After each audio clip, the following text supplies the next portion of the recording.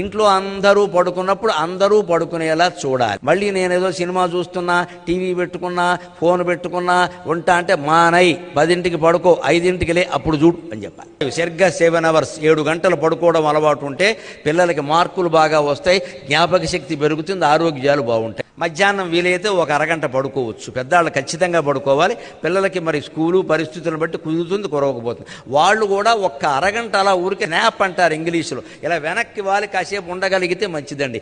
తెలివితేటలు పెరుగుతాయి, జ్ఞాపక శక్తి పెరుగుతుంది.